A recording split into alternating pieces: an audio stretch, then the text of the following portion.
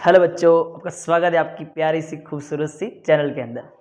तो बच्चा, आज हम बात करने वाले हैं जो भी बच्चे 8th क्लास में है अभी और फिलहाल नवोदय की जो एंट्रेंस एग्ज़ाम आती है वो देने वाले हैं, उसकी प्रिपरेशन कर रहे हैं।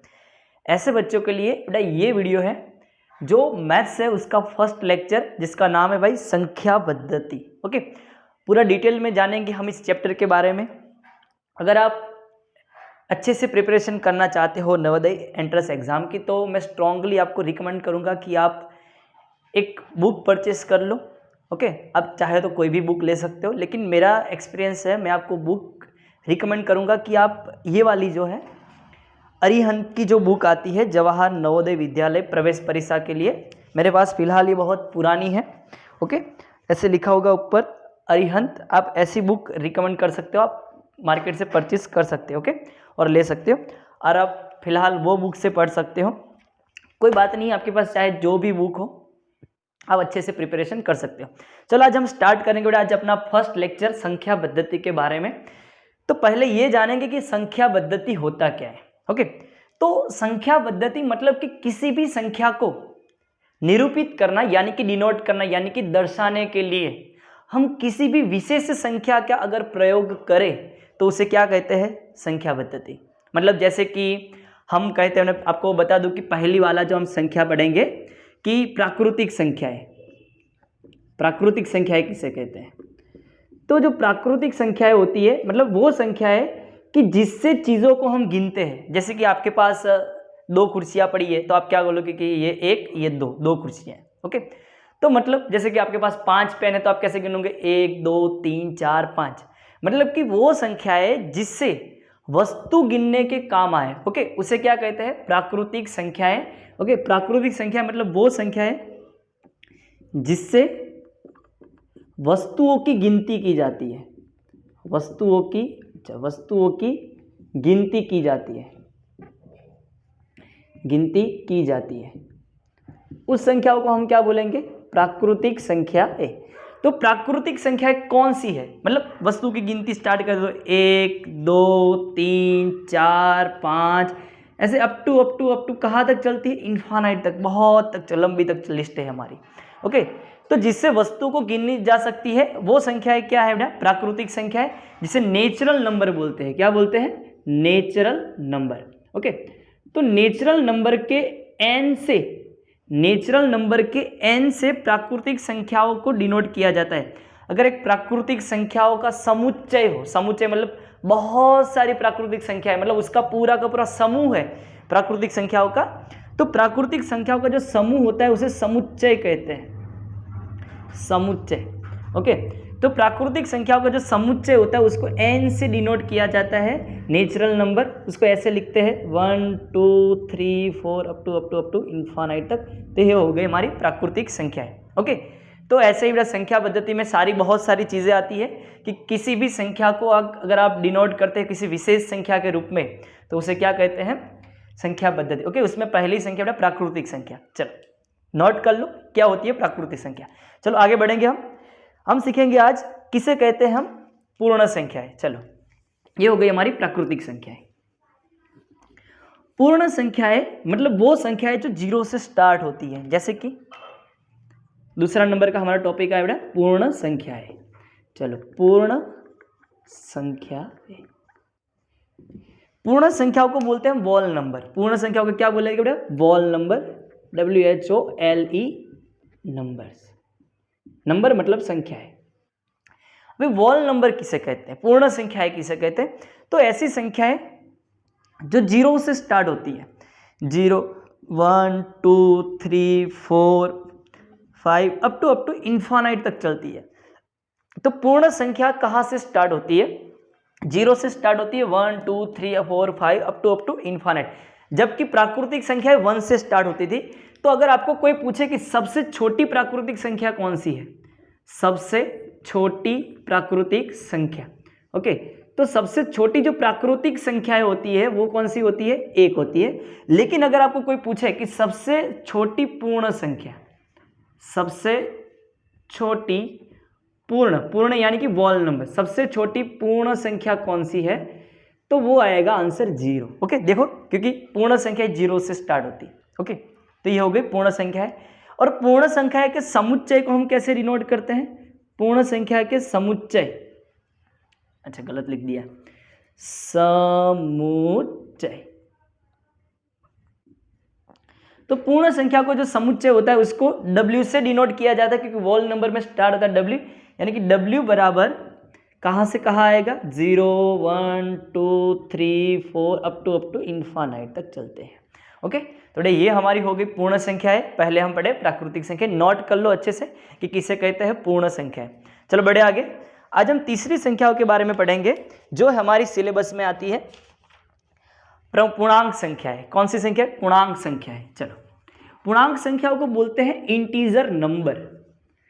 पूर्णांक संख्या है मतलब इंटीजर नंबर। चलो, तीसरा आज हम पढ़ेंगे पूर्णांक संख्या है,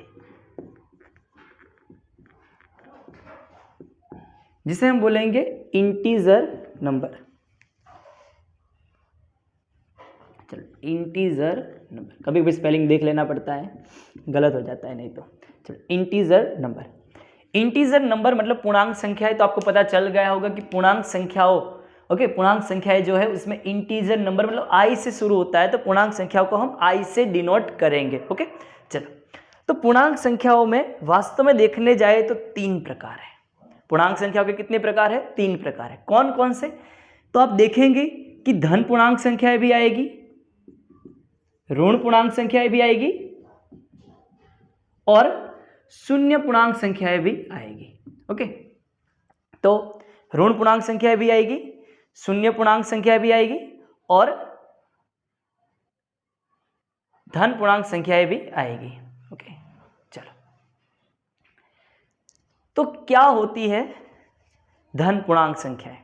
मतलब धन पूर्णांक संख्या, वैसे पूरा मैं अगर समुच्चय लिख दूं पूर्णांक संख्या का, पूरा का पूरा पूर्णांक संख्या का अगर समुच्चय लिख दे तो ऐसे लिखा जाता है, बीच में 0 से 0 आता है, फिर उस साइड में क्या आता है? 1 2 3 4 5 अप टू इन्फानाइट तक चलता है। ओके, और इस साइड पर क्या आता है? -1 -2 -3 अप टू माइनस इन्फानाइट तक चलता है। तो ये पूरा समुच्चय हो गया पूर्णांक संख्याओं का। ओके, ये पूरा का पूरा समुच्चय है पूर्णांक संख्याओं का। उसमें ये जो पार्ट है, इतना सा पार्ट है, ये इतना वाला, इतना, ये 1 से शुरू होकर 1 2 3 4 5 प्लस इन्फानाइट तक। ओके, तो ये जो होती है हमारी धन पूर्णांक संख्याएं होती है। कौन सी होती है? धन पूर्णांक संख्याएं। ओके, और धन पूर्णांक संख्या को आप इंटीजर नंबर ही है लेकिन धन है, इसलिए आप इसको i प्लस से डिनोट कर सकते हो। i के ऊपर प्लस कर दो, ये हो गया अपना धन पूर्णांक संख्या है। ओके, फिर जो ये हमारी होती है -1 से चलती है माइनस इन्फानाइट तक, इसे आप कहते हैं ऋण पूर्णांक संख्या है। ओके, ये हमारी हो गई ऋण पूर्णांक संख्या है। ओके, तो ये ऋण पूर्णांक है इसलिए आप माइनस बोलते हैं, तो i ऊपर माइनस कर दो, i माइनस से आप इसको डिनोट कर सकते हो। ओके, और ये बीच में जो हमारी है उसे आप शून्य पूर्णांक संख्या बोल सकते हो। ये हमारी है शून्य पूर्णांक संख्याएं।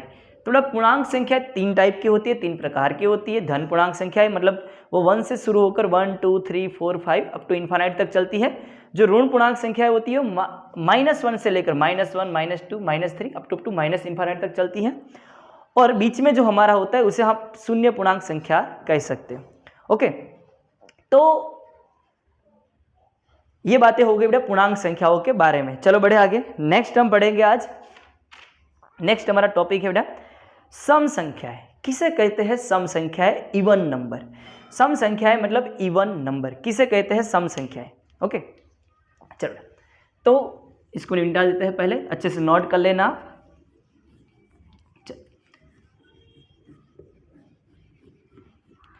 ये जो बता रहे हैं मेरा संख्या पद्धति बता रहे हैं। संख्या पद्धति मतलब कि सारे के सारी जितनी भी संख्याएं हैं उसे किसी विशेष संख्याओं के रूप में लिख रहे हैं। पहले हमने विशेष संख्या के बारे में बताया, प्राकृतिक संख्या है जो 1 से लेकर इन्फानाइट तक चलती है। फिर आई पूर्ण संख्या है जो 0 से लेकर इन्फानाइट चलती है। फिर आई पूर्णांक संख्या है जिसमें धन ऋण सब आ जाते हैं। ओके, चलो फिर बात करेंगे हम सम संख्या के बारे में। हमारा चौथा टॉपिक है बेटा सम संख्या है। सम संख्या है। जिसे आप इंग्लिश में इवन नंबर बोल सकते हो, इवन नंबर। तो क्या होती है सम संख्याएं? सम संख्याएं वो होती है जिसे आप 2 से पूर्णतया विभाजित कर सकते हैं।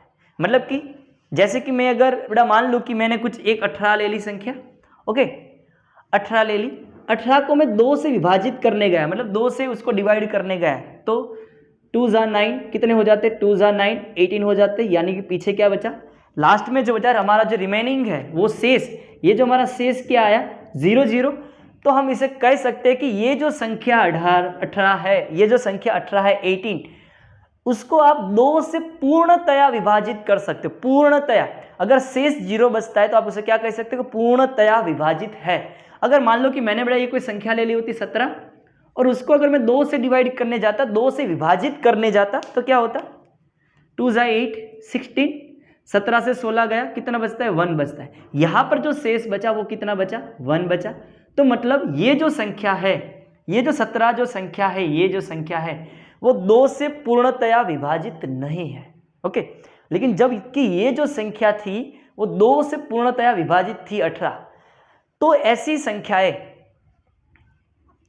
वो संख्या, मतलब जो संख्या है, चले वो संख्या लिख देते हैं, गुजराती आ जाता है कभी कभी, छोटा। वे संख्याएं जो 2 से पूर्णतया विभाजित हो, 2 से पूर्णतया विभाजित हो, ऐसी संख्या को आप सम संख्याएं बोल सकते हैं। वो संख्याएं जो 2 से पूर्णतया विभाजित हो। और कौन सी संख्या को हम 2 से पूर्णतया विभाजित कर सकते हैं? जैसे कि फॉर एग्जाम्पल, उदाहरण के तौर पे आप देख लो बेटा, फॉर एग्जाम्पल उदाहरण के तौर पे देख लो कि 2 4 6 8 12 28 30 36 48, ये जो सारी संख्याएं हैं इसे आप 2 से विभाजित कर सकते हो, ओके।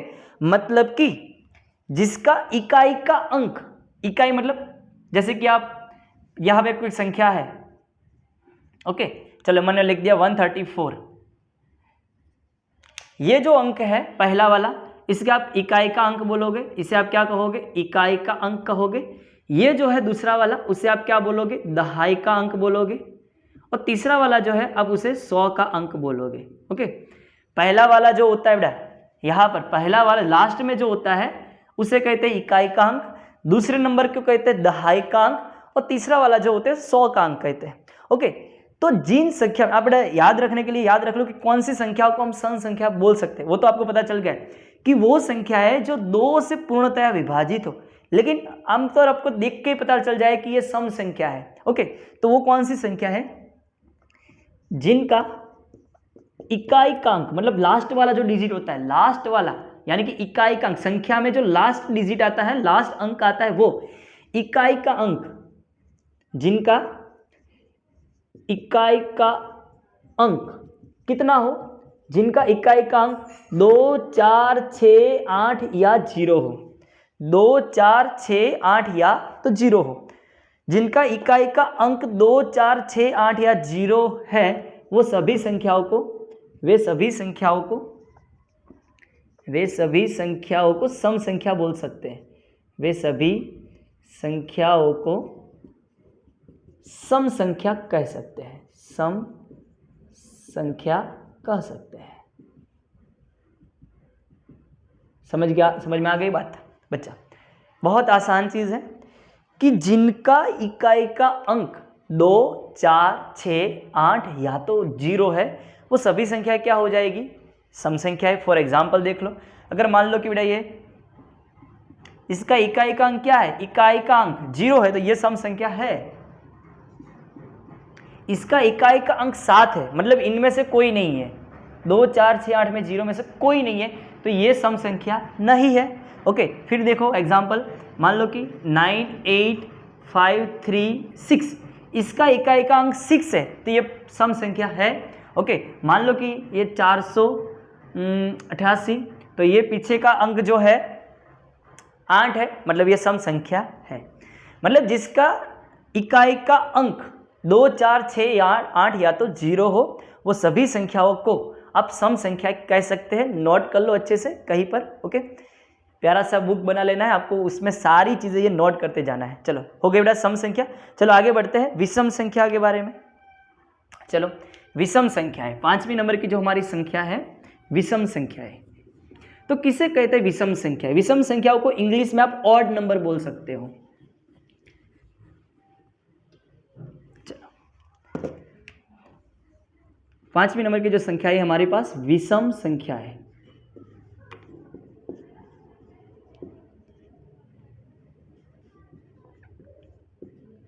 चलो जिसको आप ऑड नंबर बोल सकते हो,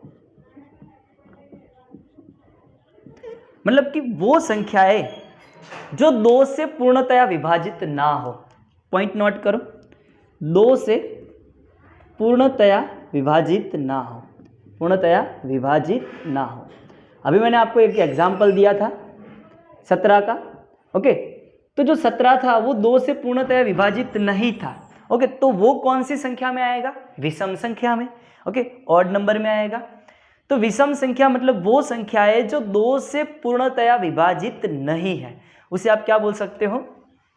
विषम संख्या बोल सकते हो। और दूसरा की पॉइंट है याद रखने के लिए अच्छा वाला है कि जिनका पीछे का यानी कि जिनका इकाई का अंक, जिनका इकाई का अंक, इकाई का मतलब लास्ट वाला जो डिजिट होता है संख्या में, जो लास्ट वाला अंक होता है, लास्ट वाला, उसे कहते हैं इकाई का अंक। जिनका इकाई का अंक 1, 3, 5, 7 या तो 9 हो।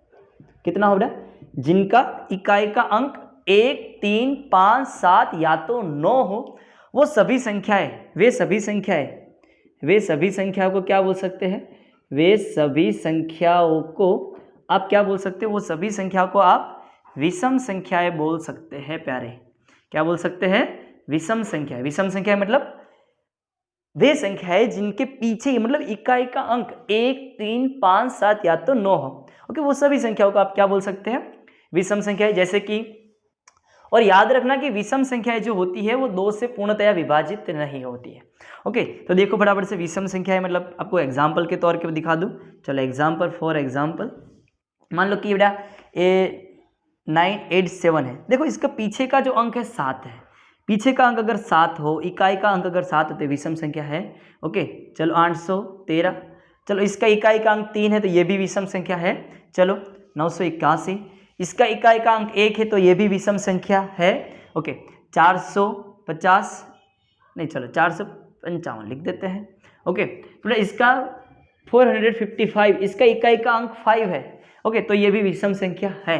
लेकिन यदि कोई ऐसा नंबर है कि जिसका इकाई का अंक 2 है तो ये विषम संख्या नहीं है, तो ये विषम नहीं है, तो ये कौन होगी? ये सम संख्या है। याद करो कि सम संख्या में पीछे का जो इकाई का अंक होता था वो 2, 4, 6, 8 या तो 0 लगता है, ओके। तो ये सारी हमारी क्या हो गई बेटा? विषम संख्या है कि जिसके पीछे 1, 3, 5, 7 या तो 9 आएगा, ओके। वो सभी संख्याओं को क्या कह सकते हो? विषम संख्याएं कह सकते हो।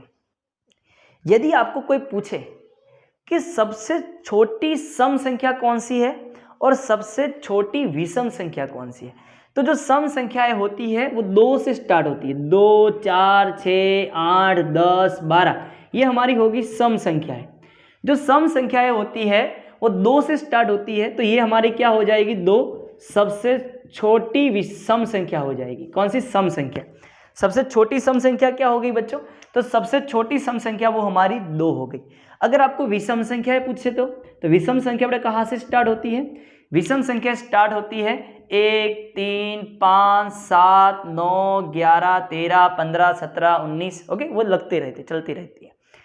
तो यहाँ पर जो विषम संख्या है वो 1 से स्टार्ट होती है। तो मतलब कि हमारी जो सबसे छोटी विषम संख्या कौन सी बन जाएगी? सबसे छोटी विषम संख्या हमारी जो है वो 1 बन जाएगी, ओके। तो बेटा ये बेसिक डिटेल था हमारा संख्या पद्धति के बारे में। बहुत सारी संख्याएं देखी आज हमने, बहुत सारी मतलब 5 देखी। कौन कौन सी? एक देखी हमने प्राकृतिक संख्या है, ओके, जो 1 से स्टार्ट होती है, 1 से चलकर इनफाइनाइट तक, 1, 2, 3, 4, 5, 6।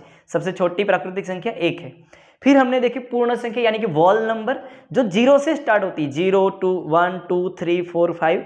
तो जो पूर्ण संख्या होती है उसमें सबसे छोटी पूर्ण संख्या कौन सी है? 0। उसके बाद हमने जो सीखा पूर्णांक संख्या है। पूर्णांक संख्याओं मतलब वो 3 प्रकार की होती है, धन पूर्णांक भी होती है, ऋण पूर्णांक भी होती है और शून्य पूर्णांक भी। जो धन पूर्णांक होती है 1 से स्टार्ट होती है, 1 2 3 4 5 इन्फानाइट तक, और जो ऋण पूर्णांक होती है वो -1 से स्टार्ट होती है, -1 -2 अप टू माइनस इन्फानाइट तक। ओके, पूर्णांक संख्या यानी कि इंटीजर नंबर को आप आई से डिनोट कर सकते हो। उसके बाद हमने सीखी सम संख्या है, यानी कि जो 2 से डिवाइजेबल हो, यानी कि वो संख्या है जिसे हम 2 से पूर्णतः विभाजित कर सकते हैं। ओके, तो वो संख्या है 2 4 6 8 12 13 12 14 16 18। ओके, इस तरीके से, यानी कि जिसके पीछे का इकाई का अंक 2 4 6 8 या तो 0 होगा, वो सभी संख्याएं सम संख्या है। और विषम संख्या है, यानी कि वो संख्याएं जिनका इकाई का अंक 1 3 5 7 या तो 9 हो, या तो दूसरा की पॉइंट ये है कि जिसको 2 से विभाजित नहीं कर सकते। ओके, चलो, तो ये हमारी है विषम संख्या है। तो ये हमारा बेसिक डिटेल लेक्चर था ऑन दी संख्या पद्धति के ऊपर। ये फर्स्ट लेक्चर था।